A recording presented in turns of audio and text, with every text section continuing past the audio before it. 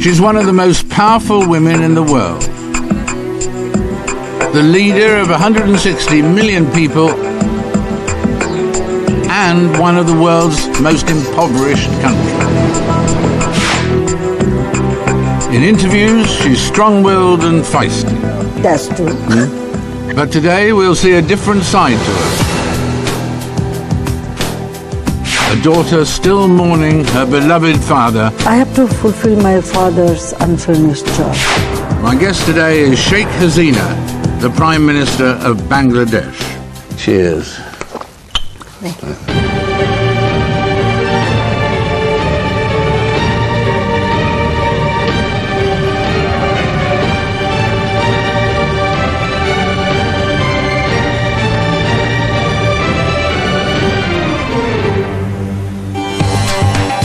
I'm about to embark on a trip with Sheikh Hasina to find out more about her life and the history of her country. The two stories are intertwined. Bangladesh, a troubled nation, and a nation that's had a bumpy ride since independence, 41 years ago. Poverty and corruption, assassinations and military coups. Each decade brings cyclones, leaving more than half the country underwater. How on earth do you govern a country like this? The Bengalis' troubles started 66 years ago with the British partition of India. On the frontiers of a vast territory, two dominions take shape and begin their separate lives on this memorable day. Under partition, Pakistan was established as a Muslim homeland. On paper, a brilliant idea. In reply, Mr. Jinnah said, "We are parting friends, and I sincerely hope we shall remain friends." In reality, 1,600 kilometers of northern India separated East and West Pakistan. The two lands were also divided by cultural differences. It could never work. Into all this, Sheikh Hasina was born, the daughter of the man who would lead the Bengali fight for liberation. Sheikh Mujibur Rahman, the central political figure in the struggle for independence. Was he a strict father, in fact? He was strict, no doubt about it, but he was the most lovable person. He was a very caring father, very lovable father, and he tried to give us more and more time. He used to take us to the park in the early morning, in the morning walk. So we have so many memories. But it wasn't all a walk in the park. West Pakistan built up wealth and power at the expense of the East. Pakistan depends for its economic life on foreign aid, which is granted on the basis of population and in theory should favour the East. In practice, East Bengal has only been getting 20%. The Bengalis claim they've subsidised West Pakistan to the tune of £3,000 million since independence. To counter the growing influence of the West, Sheikh Mujib started a language movement to prevent West Pakistan's outlawing of the native Bangla language. The Pakistani people, they don't speak Bangla, so they tried to prevent it. They wanted to impose Urdu as a state language. So my father started this movement, the language movement, in 1948. His decision to fight came at a price. I can remember one occasion in 1954. Early in the morning when I come to my mother's room, I was very young. Then I saw my mother, she was very upset. Then she told me that your father was arrested, he was taken into custody. But when my father released from the custody, that was really very joyful time for us. During our childhood, mostly we stayed in the village with my grandparents. That day we couldn't understand anything. We're heading to Sheikh Hasina's grandparents' house. Getting to and from the village is easy for a Prime Minister, but for a young girl with a protective grandmother, it was very different. I was not allowed to go to the school Why not? because she was afraid. Oh, I see. Because I have to cross the canal by a wooden bridge. She was very much afraid that if I just cross this wooden bridge, I may fall in the river.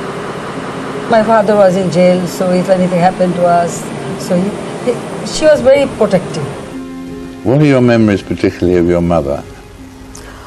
Well, my mother was a wonderful lady, She sacrificed a lot. My mother never complained anything. She used to look after the whole entire family affairs. Yeah. Our education, household, even my grandparents, they are very old. So she used to support him. Mm. In absence of my father, she used to look after the party and how the movement is launched, everything she used to take care. Oh, really? But I learned from my father as well as my mother how to organize political party, how to organize a movement, how to support the movement. Politically, she was very, mature, and she worked very hard. But Sheikh Mujib's crucial role against the West made him a marked man. He realized he might be sacrificing his life. What he was doing was dangerous, yes.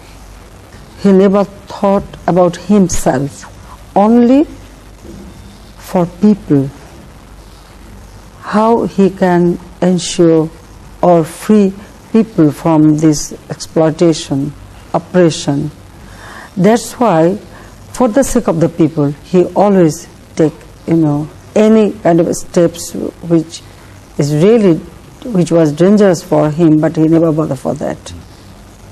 He was always ready to sacrifice his life for the sake of people. I can tell you one thing. Nobody should play with the fire. In the 60s, tension increased further between the haves of West Pakistan and the have-nots of East Pakistan. Sheikh Mujib dreamt of independence, and he carried his people with him. Rebellion was bubbling. At that time, we were so excited about what was going to happen. There was hope in the air, we were jubilant, we were going to get independence. Huge rallies in Dhaka's Ramna Park attracted hundreds of thousands of supporters.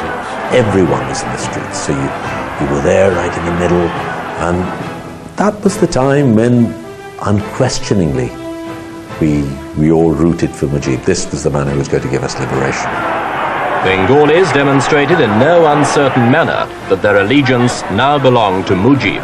He became the symbolic inspiration of the spirit of independence from 69 to 71. Sheikh Mujibur Rahman is the man at the center of the crisis now threatening to split Pakistan apart. In West Pakistan, he is disliked, mistrusted, even hated. But here among the Bengalis of East Pakistan, he is idolized. I remember walking back from there feeling so elated we were going to have this land of our own. An extraordinary result in the 1970 Pakistan general election meant events were soon to come to a head. In the general elections last December, the Sheikh's Awami League swept the board, capturing all but 2 of East Pakistan's seats in the Constituent Assembly and thus gaining an overall national majority. Suddenly the East could rule the West. But Pakistan's President Yahya Khan would have none of it and refused to accept the result. When Pakistani people didn't, hand over power, actually that was the clarion call to the people of Bangladesh to free the country.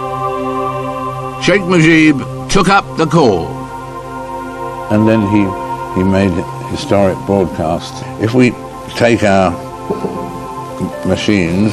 In Dhaka yesterday, Rahman, who has long fought for self-government for East Pakistan, addressed a rally of his followers.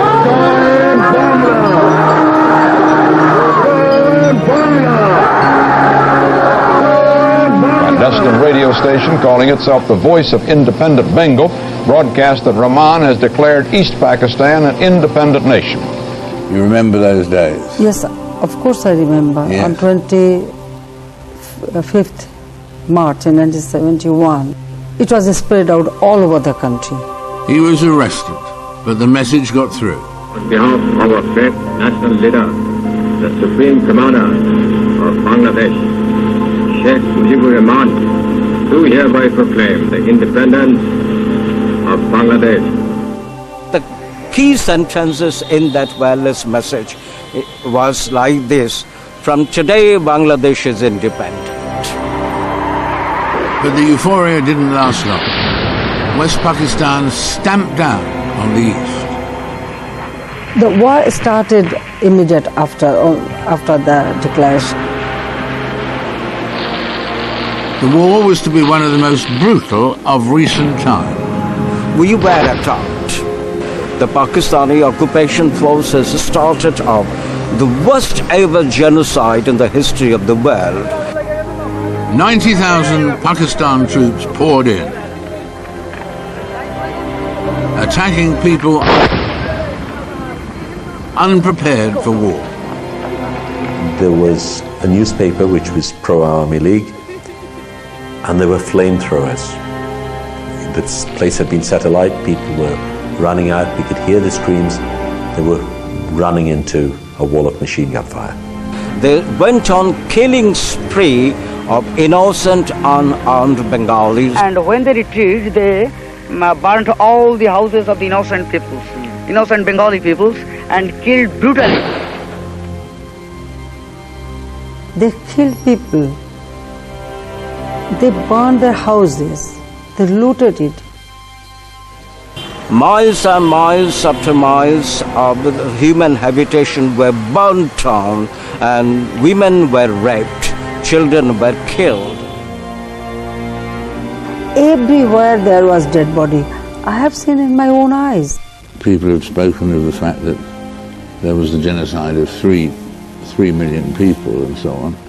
Other people, and Pakistanis among them, obviously have said it was fewer, it was 200,000 or 300,000. Each and every family, they suffered. Someone from their family, nearest and dearest one, been killed. And not only that, they killed our teachers, doctors, engineers, all type of people, so that we cannot run country in future. All the intellectuals, they killed. So I don't understand how people want to reduce the number. It's absolutely correct. The number declared, it is absolutely correct.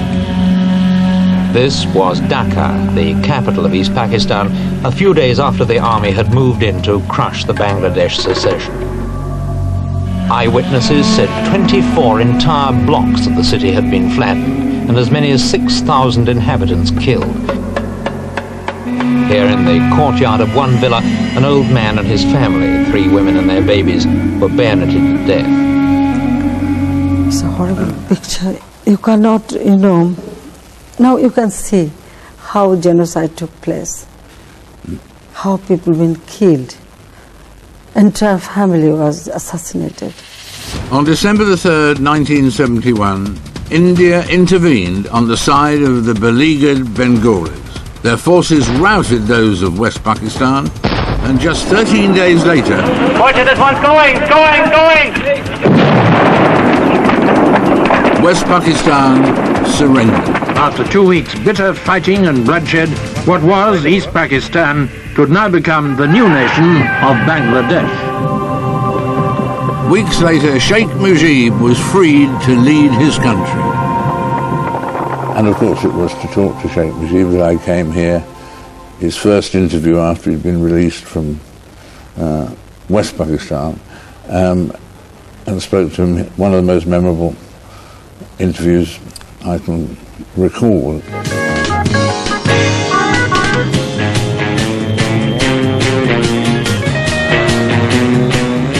It is so good to see you.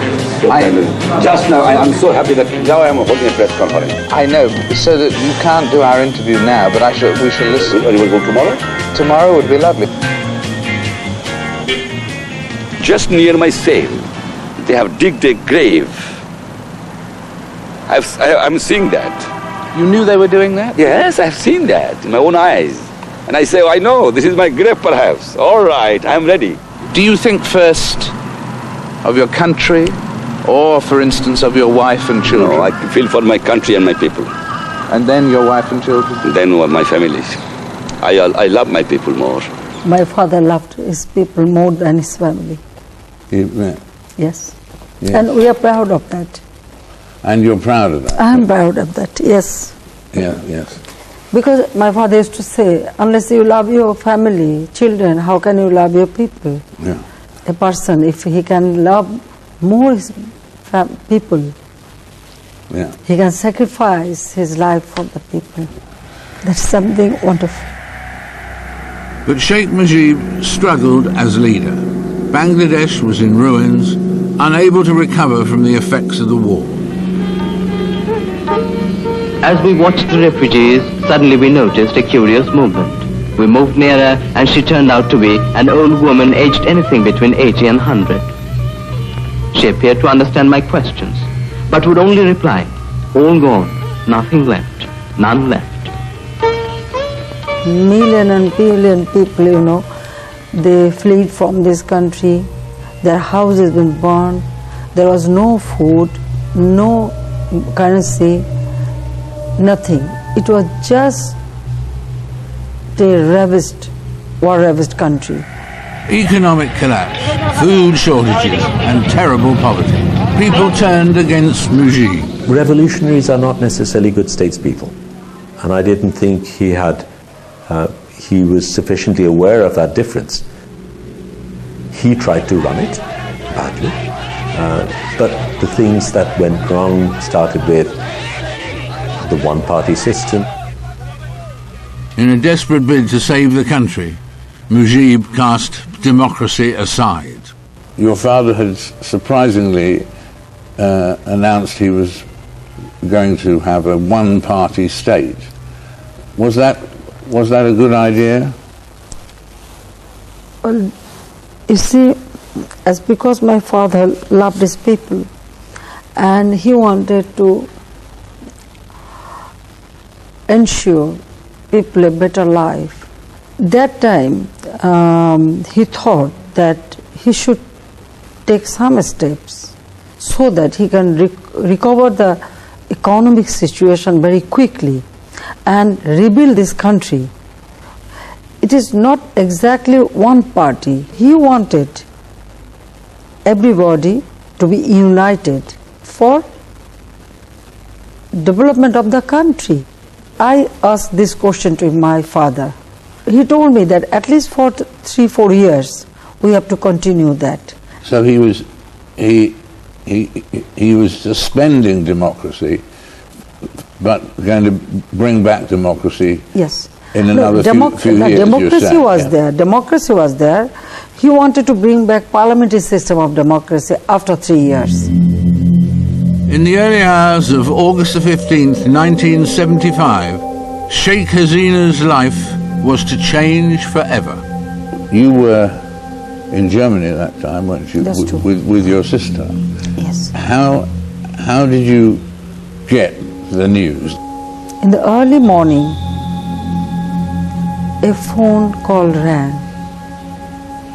I don't know, that day, that phone, still I feel the horrible sound I heard. We were staying with our ambassador, the ambassador's house. So ambassador himself, pick up the phone. Then he didn't say anything. He said that you call your husband. Then I said, oh, why? You can tell me. Then he said, no, please wake him up. Then I wake him up. He went there. And then he told him that there was a coup in Bangladesh. A group of rebel army officers had taken matters into their own hands. Still, we didn't know what really happened. Because the television, it was in German language, so we couldn't understand much. The officers burst into Sheikh Mujib's house in the middle of the night. They went from room to room, on a killing spree. My feeling was that then nobody is there. Perhaps we lost everybody. The same day, our ambassador, he took me to his room, he has his wife. Then he told me that what happened, everybody was assassinated. They slaughtered everybody in the house. 17 members of the family, including Sheikh Hasina's father, her mother, and her 3 brothers. The intention was to kill off the bloodline. Sheikh Hasina had to explain that to her younger sister, Rahana. I couldn't tell her what really happened. She was so young, she is 10 years younger than me. Then I thought that she should know gradually. I was only 4 years old when our family was murdered, and my grandfather was killed, and my sister was even younger. And my mother didn't want to tell us what happened. It was too tragic, it would have been too traumatic for a 4-year-old and a 2-year-old. But what she would do instead is she would cry all day. Well, you lost so many of your family, but at the same time, you were not permitted to attend their funeral. No, actually they didn't allow us to come back to our country. We tried to come back. We reached Delhi. But after coming there,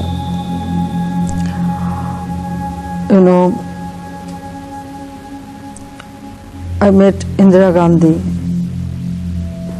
She offered us that you can stay here because we are not allowed to come back to Bangladesh. Sheikh Mujib is buried in the family village of Tungipara. These Bengali people, my father loved them so much. How could they kill him? How could they assassinate them? It was a big shock for us. A big shock. It was very difficult to believe. Orphaned, exiled and devastated. One thing kept Sheikh Hasina going. She was determined to complete her father's mission. She was very close to my grandfather. She was the eldest. And he would tell her about his dreams, about his vision for Bangladesh. And she knows what he intended to accomplish. And he wasn't able to do that. So she has completely taken it upon herself to finish his vision of what we call Sonar Bangla, Golden Bengal. We'll find out how she went about it in part 2.